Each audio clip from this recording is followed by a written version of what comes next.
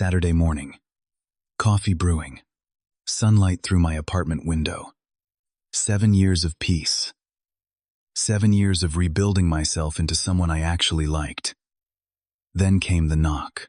I opened the door, and my past stood there holding the hand of a 6-year-old boy with eyes that made my heart forget how to beat. Stephanie. My ex. The woman I had spent years trying to forget. She looked at me with something between desperation and triumph, and before I could speak, she said the words that would unravel everything. We need to talk. You owe us a life. Before I tell you how this impossible situation unfolded, and what I discovered that changed everything, I need to know where you are watching this from. Drop your location in the comments below. And if you have ever had someone from your past show up at your door demanding something you were not sure you owed, hit that like button right now. Make sure you subscribe and turn on notifications, because what happened next taught me the most important lesson about protecting yourself when someone tries to rewrite history. Trust me, you will want to hear how this ends. Let me take you back to the moment my carefully rebuilt world started to crack. I stepped back from the doorway, my hand still gripping the door handle like it was the only solid thing left in my universe. Stephanie walked in without waiting for an invitation, her fingers tight around the little boy's hand. He looked scared, his eyes darting around my apartment, like he was searching for something familiar in a strange place. Marcus emerged from his bedroom, coffee mug in hand, probably wondering why I had gone silent. He took one look at the scene, and his expression shifted from curiosity to concern. He did not say anything, just leaned against the kitchen counter, arms crossed, watching. I was grateful he was there. Stephanie sat on my couch like she owned it, pulling the boy down next to her.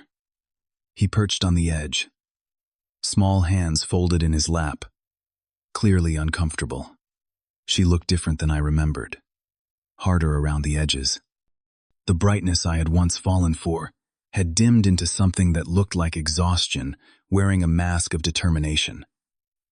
The silence stretched between us, like a rope pulled too tight. I remained standing, needing the distance, needing the height advantage, needing anything that would help me feel less like the ground was disappearing beneath my feet.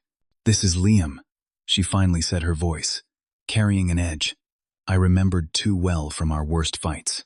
"He is 6 years old. He is yours, Jamie." The words hit me like a physical blow. 6 years old.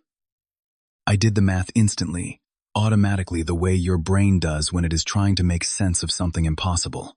7 years since we broke up. The timeline worked. Technically, it worked.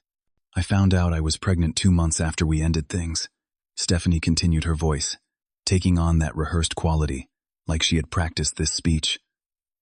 "I tried to contact you, Jamie. I really did. But you had disappeared. Changed your number. Blocked me everywhere. Moved across town like I was some kind of disease you needed to quarantine yourself from." I opened my mouth to respond, but she kept going, gathering momentum like a storm building speed. I raised him alone. "Do you understand what that means? 6 years of daycare costs, medical bills, groceries, rent, everything. 6 years of birthday parties where he asked why he did not have a daddy like the other kids. 6 years of struggling while you were out here living your best life, pretending we never existed." She gestured around my apartment at the decent furniture, the clean space, the evidence of a stable life I had worked incredibly hard to build. "You owe us the life you should have been giving us all along. Child support, stability, a father for Liam. You owe us, Jamie." My mind was racing through memories like someone frantically flipping through files trying to find the truth in a cabinet full of papers. 7 years ago. Our relationship. Our ending. We had met in college. 2 years together that started sweet and slowly curdled into something toxic. Stephanie had become controlling in ways I did not recognize as controlling until I was already drowning in it. She needed to know where I was every moment, who I was talking to, why I smiled at my phone. She would go through my messages, my emails, my browser history. When I tried to set boundaries, she would cry, threaten, accuse. The breaking point came when I discovered she had contacted my ex-girlfriend from before her warning her to stay away from me, sending messages that bordered on threats. When I confronted her, she played victim, saying she was just protecting our relationship, that I was the one being unreasonable, that if I loved her, I would understand. I broke up with her in a coffee shop in public because I was afraid of what she might do if we were alone. She cried. She begged. She threatened to hurt herself. But I held firm, probably the hardest thing I had ever done. I left, blocked her number, blocked her on every social media platform, changed my number, moved to a different neighborhood, started therapy. It took me 2 years to feel normal again, to trust myself, to stop looking over my shoulder. Now she was here with a child, and the last time we had been intimate was right before that final breakup. The timeline worked.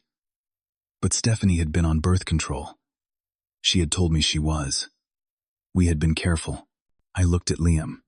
He had dark hair lighter than mine, but in the same family. His nose maybe had a similar shape.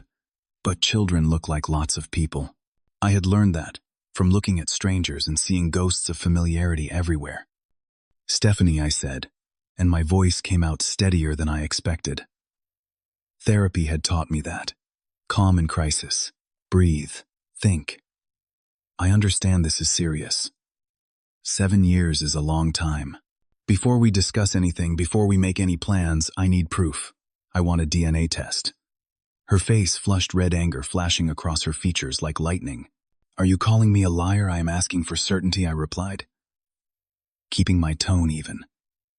For Liam's sake, too. He deserves to know the truth, not just assumptions. Assumptions. Her voice rose sharp enough to make Liam flinch. I know who I slept with, Jamie. I know when. You are his father, and you are going to take responsibility.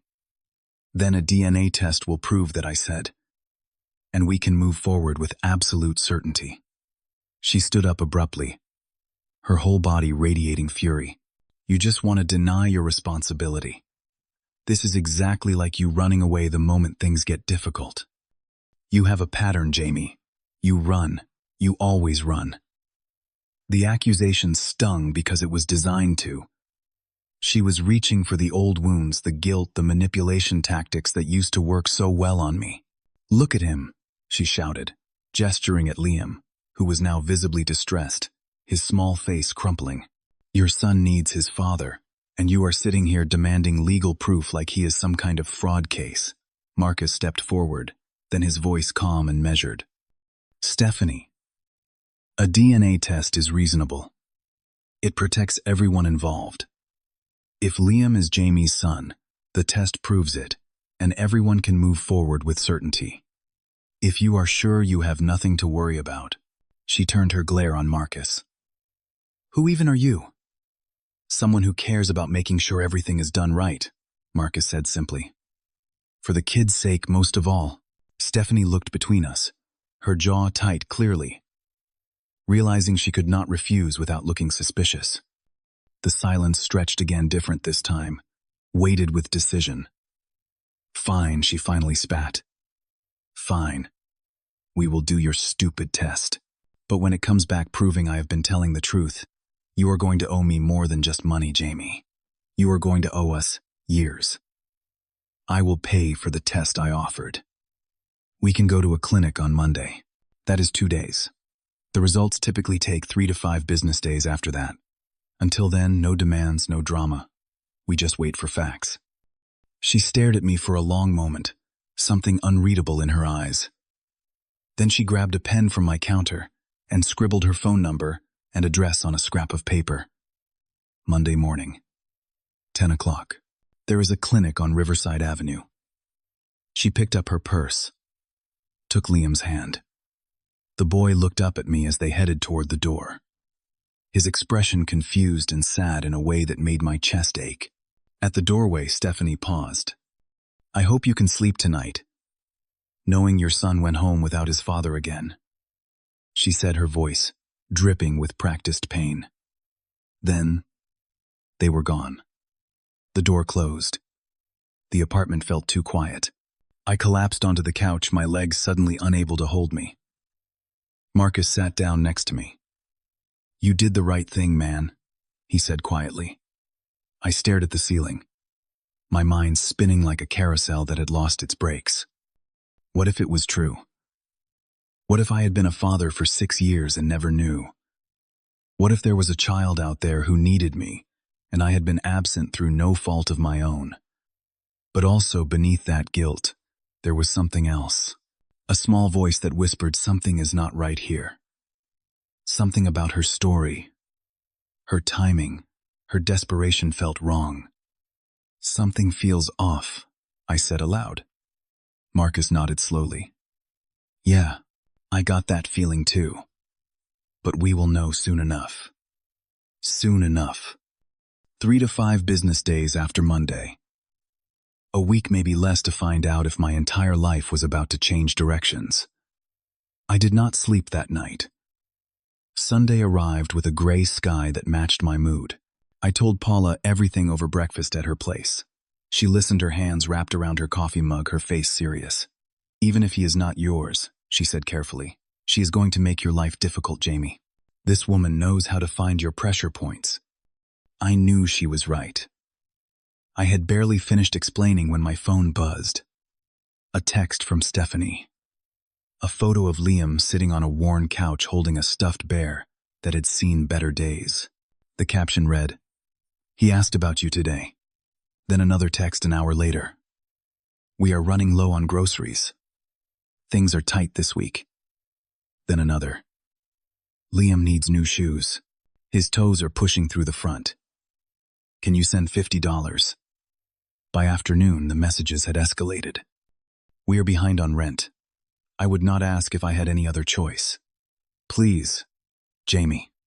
Each message came with a photo, Liam's worn shoes, an eviction notice partially visible on a counter, screenshots of overdue bills. Marcus looked over my shoulder at the barrage. "Do not send anything," he advised. "Not until you know for sure." I typed back, "Let us wait for the test results. Then we will figure everything out properly." Her response came immediately. A long paragraph about my cruelty, my coldness, how I was punishing an innocent child for wanting certainty. Then a video, 45 seconds of Liam on that same couch and Stephanie's voice off camera. "Liam, honey, what do you want to ask?" The boy looked at the camera with those big, sad eyes and said softly, "Is my daddy coming back?" My chest constricted watching it. Regardless of biology, this child was being used as a weapon, and that broke something in me. Paula watched me, watched the video. "Jamie, this feels like manipulation. The timing of it all. Why wait 6 years?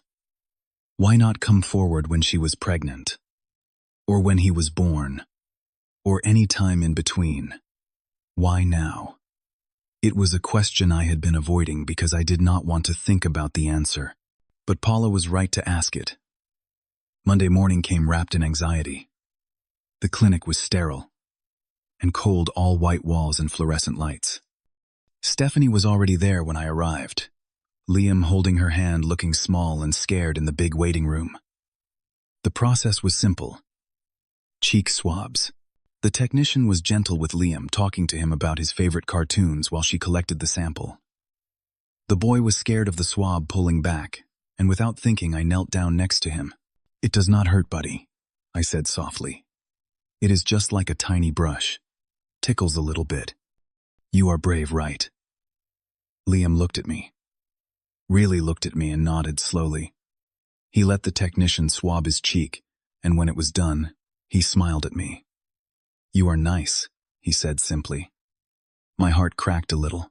Whatever Stephanie had or had not done, this kid was innocent. He was caught in an adult mess he did not create and could not understand. Stephanie watched this interaction with an expression I could not read. When we were filling out paperwork, I heard her on the phone, her voice low but not low enough. "Yeah, he is finally stepping up," she said to whoever was on the other end. "Well, he does not have a choice. Now does he?" The words sent ice down my spine. The way she said it. The certainty. The smugness. The technician told us results would be available in 3 to 5 business days via email and an online portal. 20 minutes, and we were done. Standing in the parking lot, Stephanie turned to me. We should get lunch, since we are all here together, like a family. No, I said, keeping my boundary firm. Once the results come, we will talk about next steps. Until then, we wait. Something flashed in her eyes. Anger quick and hot before she caught herself, and smoothed her expression back into victimhood. Fine. I am used to doing everything alone anyway. She loaded Liam into a car that had seen better days and drove off without another word. Tuesday evening, Marcus came home from work with his laptop under his arm and excitement in his eyes. Dude, I did some digging. You need to hear this. He opened his laptop on the kitchen table. Facebook. Stephanie's profile. She had blocked me years ago, but Marcus was never connected to her. Never on her radar. Look at this, he said, scrolling back through posts from 7 years ago. There in black and white pixels was Stephanie in a relationship. But not with me. With someone named Kyle.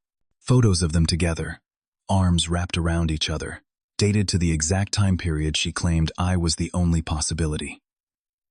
Comments from friends. So happy for you two. And cutest couple. The timestamps did not lie. These posts were from the weeks immediately following my breakup with her. There is more, Marcus said, scrolling forward through time. Kyle appeared in photo after photo for about 2 years. Then around 5 years ago, he vanished from her feed. Stephanie's posts changed. Cryptic quotes about betrayal, about single motherhood, about doing it alone. And there were no photos of Liam until he was about 1 year old. No pregnancy announcements. No newborn pictures. Nothing. And when Liam finally appeared, there was no mention of a father, no tags, no co-parenting references. What if Kyle is the father? Marcus said, voicing what I was already thinking. What if he left, and she has been looking for a backup plan? You are stable now, Jamie. Good job, recent promotion visible online. Check this out. He pulled up LinkedIn, my profile. And there in the list of recent viewers, Stephanie, 3 weeks ago. Everything crystallized in that moment. The timeline she gave me had been deliberately vague. She never showed any proof of trying to contact me back then. She appeared now right when my career success was visible online, when I had something to lose, something to take. My hands shook, but it was not fear. It was fury mixed with relief. Fury that she would do this, would use a child as a pawn in some desperate game. Relief that my instincts were probably right, that Liam was likely not mine. I need a lawyer, I said. Marcus was already pulling up contact information. I know a guy. David. He handles family law. I called. David answered. I explained everything. He listened in silence, and then said, Do not confront her yet. Wait for the results, but document everything. Every text, every call, every interaction. If this goes the way I think it might, you will need evidence. I spent Tuesday night screenshotting every message Stephanie had sent. Marcus helped me compile a timeline document showing the discrepancies in her story. We saved every photo, every social media post, everything.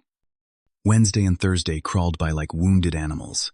More texts from Stephanie, more photos of Liam, stories about medical issues that needed expensive treatment. He needs his father's insurance, she wrote. His asthma is getting worse. I did not respond, just screenshot and saved everything. Work became impossible. I stared at design projects without seeing them. Paula called every evening to check on me. Marcus ran interference when Stephanie tried calling. Thursday night, at 8 p.m., someone knocked on my door. I opened it to find Stephanie standing there alone. No Liam this time. The test results should be back tomorrow, she said, pushing past me into the apartment without invitation. I need an answer now. Are you going to step up or abandon your son? I was exhausted, emotionally drained. If he is my son, I will do right by him, If he is not, you need to leave me alone. He is yours, she insisted, her voice rising. I know it. And when that test proves it, you are going to owe me 7 years of child support. I have already talked to a lawyer about back pay. There it was. The truth under all the tears and guilt trips. This was about money. This had always been about money. You need to leave, I said quietly. She stared at me, something ugly crossing her face. Then she turned and left, slamming the door hard enough to rattle the frame. I emailed David everything immediately. He responded within minutes. If the test is negative, we pursue harassment charges. She is building a case. You should too. I could not sleep Thursday night. Every time I closed my eyes, I saw that video of Liam asking if his daddy was coming back. I saw Stephanie's face cycling through emotions like a slot machine. I saw my own life branching into 2 completely different futures, depending on whatever those test results said. Friday morning arrived. 10 a.m. My phone chimed. Email notification. DNA test results available. I was at work, supposed to be in a meeting, but I had called in sick. Marcus was on video. Call his face in a little square on my phone screen. Paula stood beside me in my apartment, her hand on my shoulder. My hands trembled as I logged into the portal. Past the legal disclaimers, past the technical jargon, to the conclusion section. Probability of paternity 0%. The alleged father is excluded as the biological father of the tested child. I read it 3 times. Then, a 4th. The words did not change. 0%. Excluded. Not the father. Relief hit me first. A wave so powerful I almost dropped my phone. Then vindication. Then anger so hot it felt like fire in my chest. I knew it, Marcus said from the phone screen. Man, I knew something was off. Paula hugged me, but I barely felt it. I was staring at those words. 0%. She had known.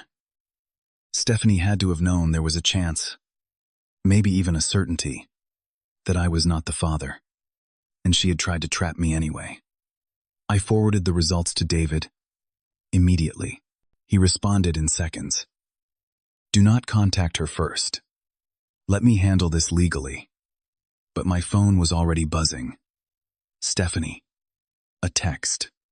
Results should be in today. Let me know when you see them. She was still playing innocent, still pretending she truly believed Liam was mine. I could not wait for David. I called her. She answered on the second ring. Did you get them? I have the results. I said, my voice ice. And 0%. Liam is not my son. Silence.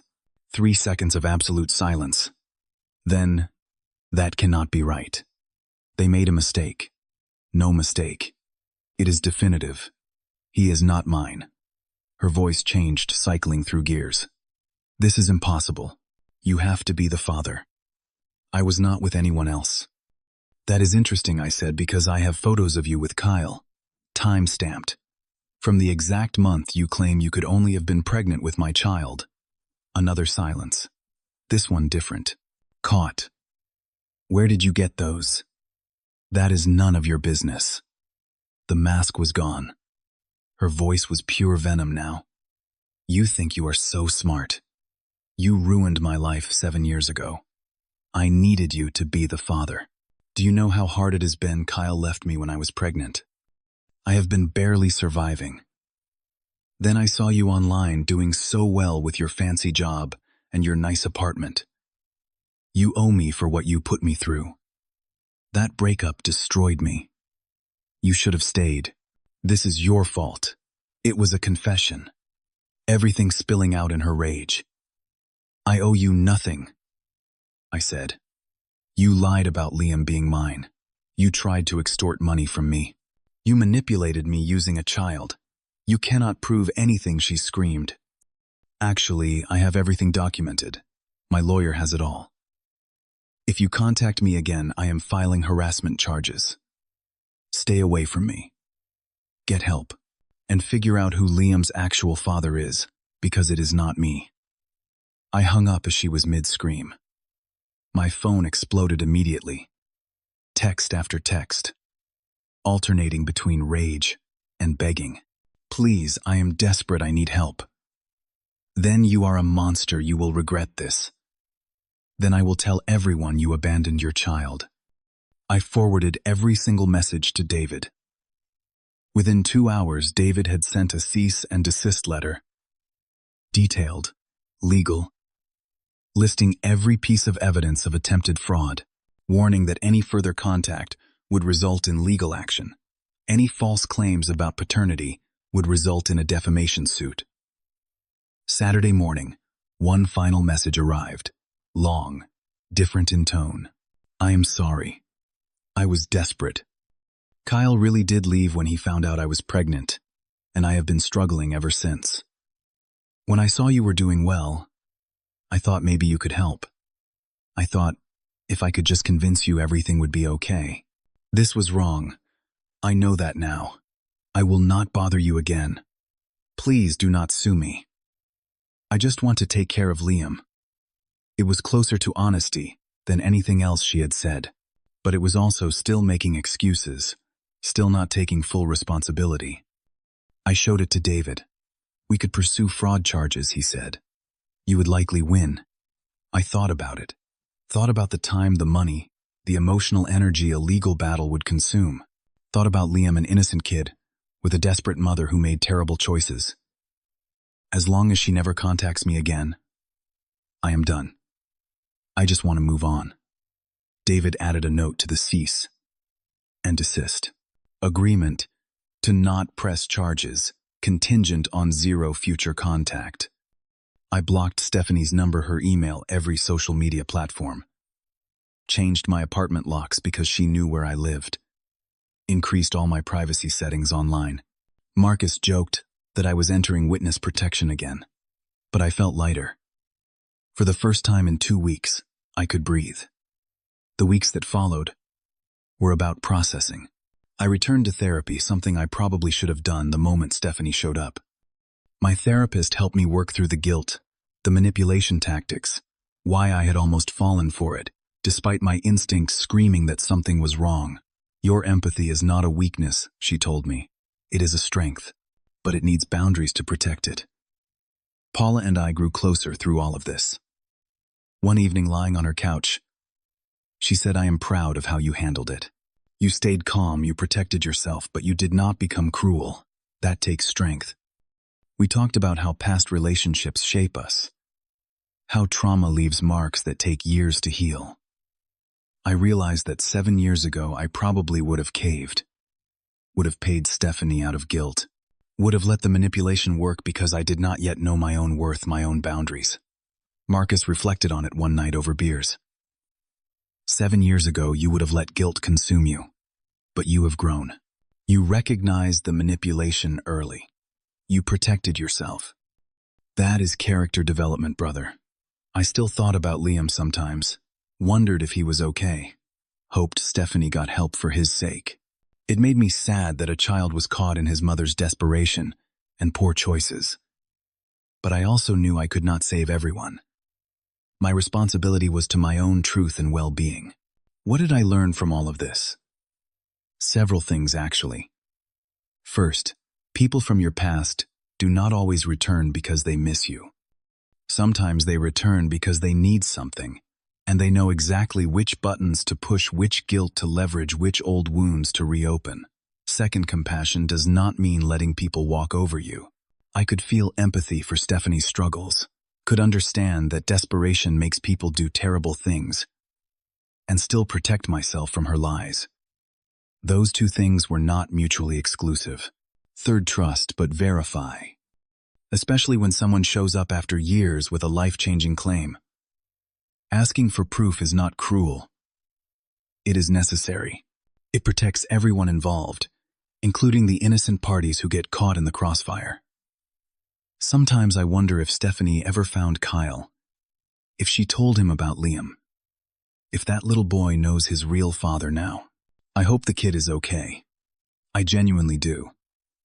But I also know that my peace of mind had to come first. My truth had to matter. 7 years ago, Stephanie tried to control my life through manipulation, through guilt, through emotional terrorism disguised as love. Last month, she tried again using different tactics but the same playbook. The difference was not in her approach. The difference was in me. This time, I had the strength to say no.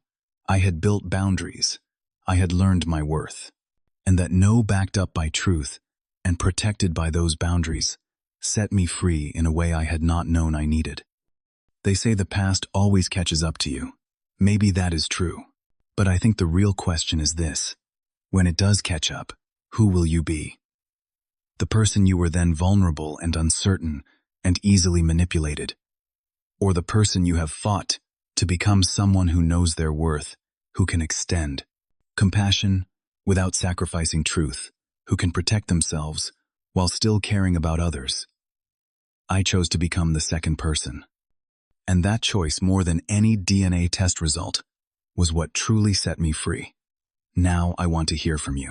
Have you ever had someone from your past try to guilt you into something you did not owe them? How did you handle it? Drop your story in the comments below, because I know I am not the only one who has dealt with this. If this story resonated with you, hit that like button. Subscribe if you have not already, because there are more real-life lessons coming your way. And share this with someone who needs to hear that it is okay to protect yourself, that boundaries are not cruelty, that asking for truth is not the same as lacking compassion. Thank you for listening to my story. I hope it helps someone out there who is facing their own impossible situation. Stay strong. Stay true to yourself. And remember that you deserve relationships built on honesty, not manipulation. Take care of yourselves out there.